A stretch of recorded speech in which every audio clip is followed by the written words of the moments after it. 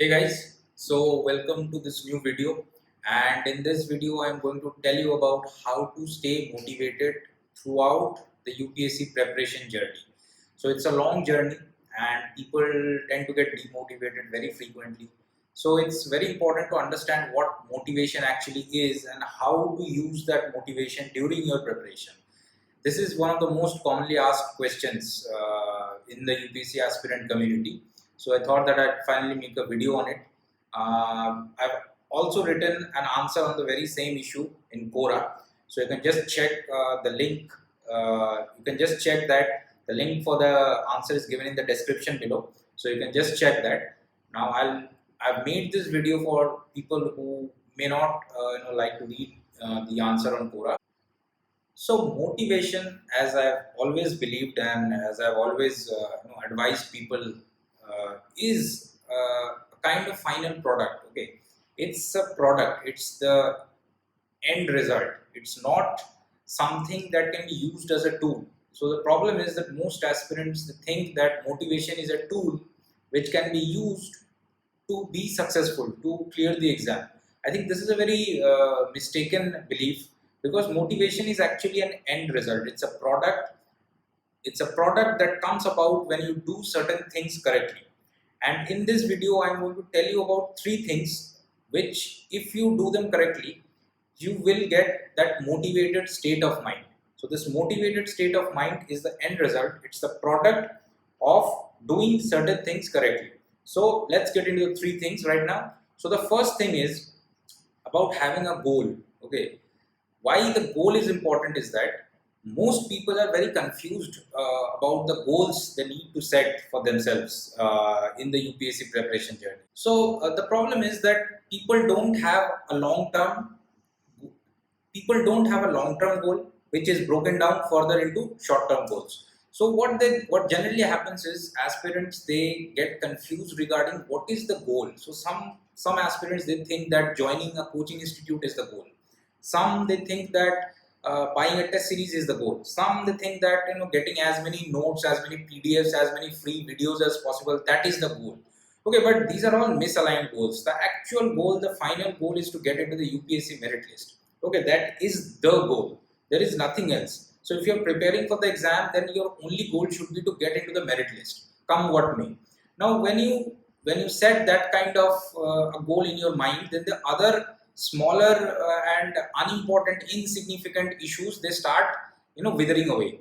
But the problem is that most people, they don't have that kind of overarching goal in their mind. So because of this, they end up wasting time, they end up wasting energy, and they end up wasting their attempts also, right? So this is the first thing that you need to keep in mind, that you should be clear about your goal.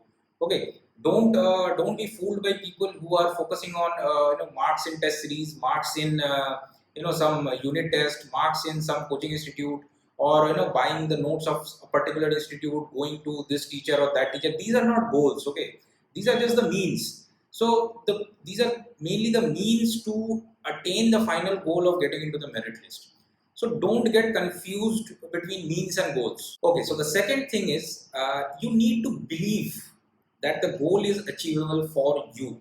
Okay, this belief that I can achieve this particular goal, this is very important, because if you set a very unrealistic kind of goal, then what happens is you start demeaning yourself every single day.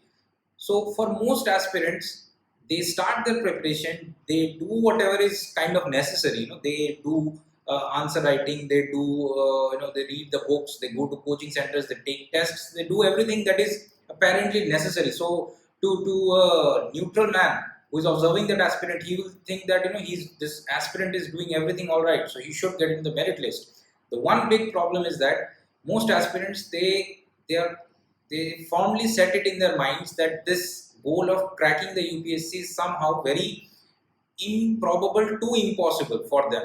They put it in that kind of an impossible category. So when they put it in an impossible category, what happens is, whatever they do, it is never up to the mark. It never up to their that mental level which they have set for themselves. They have set an unrealistic level for UPSC, and they are themselves unable to reach it. So it's very important that you consider from day one that this exam can be cracked, and it can be cracked by you. Okay, so your belief is very important. So this was the second element to get motivated. Okay, so the third element is the monkey mind.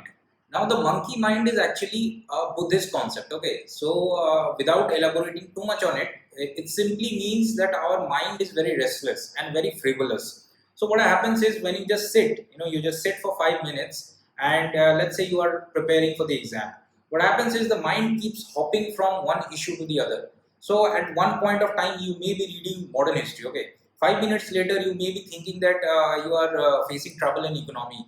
5 minutes later, you may be thinking that you are scoring less in some mock test. Okay, so when you started your session to prepare modern history, and within 10 to 15 minutes, your monkey mind has made you think of a lot of things, a number of things which are completely irrelevant to the issue at hand. Say you are reading the modern history part, and you're reading the non-cooperation movement. But instead of focusing on that, what the monkey mind does is that it keeps hopping from one thing to the other. So from politics, it will go to economy. From there, it will go to some test series. From there, it will, you'll start thinking that okay, it's very difficult.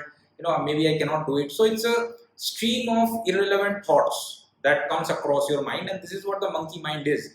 And this is something that happens to every human being. Every human being, because we are all slaves of our own thoughts. Okay, we are unable to separate the mind from the thought. So these thoughts, they are flowing across the mind 24/7. You have no control on the thoughts.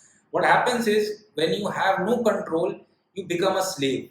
So one thought comes, okay, one thought comes, and you start brooding on it, and you waste 15 minutes of your day on it. So this is what happens when you are preparing for UPSC for one whole year. There are too many thoughts to handle, and there are so many subjects, so many issues, so many targets, so many goals, so many individual elements of preparation involved, that this monkey mind inevitably comes into the picture. So it's all about controlling your mind and separating your mind from the thoughts. Your mind it should ideally be empty, and it should be within your control to put the appropriate thoughts in it. The thought should not be your master. You should be the master of your thoughts. So this is something that most aspirants, they do not understand, and even if they understand, they are unable to do it, because they don't think about this issue for any elongated period of time. So I would say that you should take out at least 30 minutes every day to sit down calmly and just think. Just think and just be cool with yourself. Just observe what are the thoughts that are floating across your mind. When you observe this thing 30 minutes every day for say 10 days, 15 days, then you will start realizing the frivolous nature of the human mind. So when you do that, you will realize how to control it. Okay, and I think there are many people who will suggest meditation for the very same purpose. It's to control your mind. It's to control your thoughts so that you don't become a slave to your thoughts. So these are the three most essential things which I think if you do them well, you will inevitably get a very motivated state of mind. You will not have to seek motivation from YouTube videos, from some motivation guru or something. It's all within you. Okay. The problem is we are spending money, we are spending time, we are spending energy, we are spending a lot of things on the outside world. Okay, we are looking for elements outside ourselves to get motivated. The real motivation is inside us. Okay, so we just have to look inwards, and to look inwards, you have to spend some time with yourself. Okay, so please spare 30 minutes every day so that you can understand this issue deeply. Okay. So that's it for today. That's it for this video. I'll keep making more of such videos in the future. So if you liked it, please like, share and subscribe, and